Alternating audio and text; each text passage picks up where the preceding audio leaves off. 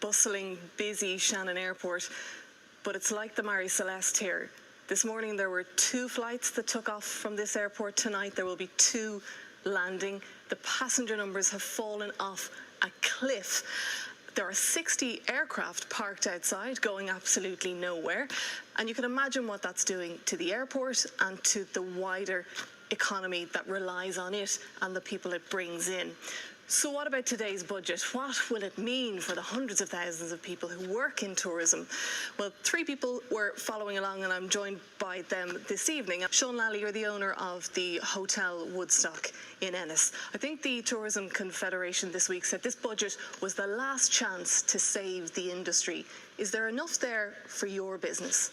It is, and in fairness to the government, I must compliment them, because in a very tough time they've come out with a budget that has given us a sense of hope, and we haven't had much hope since we closed our business last March.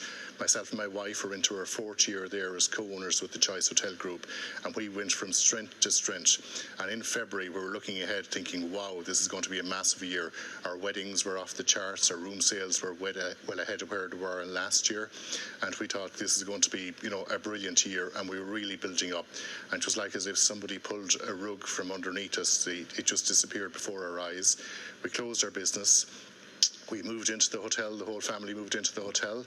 We lived there for 4 months. We worked with our suppliers and our bankers and our backers, and we renegotiated where we could, and we moved on. And now here we are today.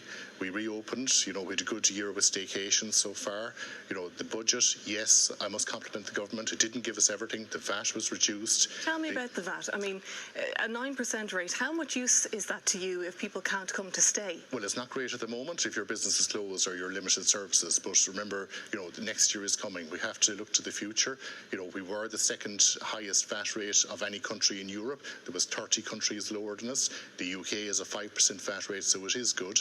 The employment subsidy scheme was extended to the end of 2021, which is great. The rates waiver scheme was extended until December. Will it see you through winter, Sean? It will certainly help us. Now, I would hope that if the restrictions are still there, that they would re-look at the rates waiver scheme, because that's very important. There was a 55 million budget announced for a tourism fund. Not too sure of the detail of that, so obviously we need to get in behind that. But I suppose one area that was very disappointed with is aviation. And I would definitely want to talk about that. And Dr. Caitriona Cahill is the chief economist at Limerick Chamber, and with a background in aviation. There was €10 million announced today for Cork and Shannon airports. We're standing here in Shannon. How far will that go?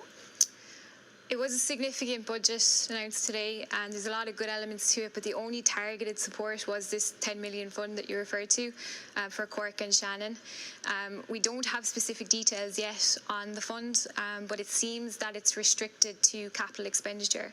So how much benefit that is to the airports in the short term is quite limited, unless the airport has a specific short-term capital expenditure plan. Because the real danger, isn't it, is the airlines pulling out. What was there today to keep the flights running through here through winter?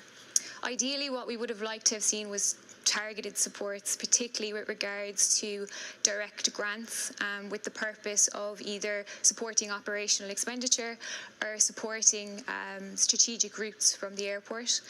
When this has been put to the government previously, the general response is that we can't intervene in that way because it contradicts state aid rules. The reality is that back in August, the German government received approval from the European Commission to actually give direct grants to German airports. So it is possible if the political will is there. Okay, I'm afraid we'll have to leave it there.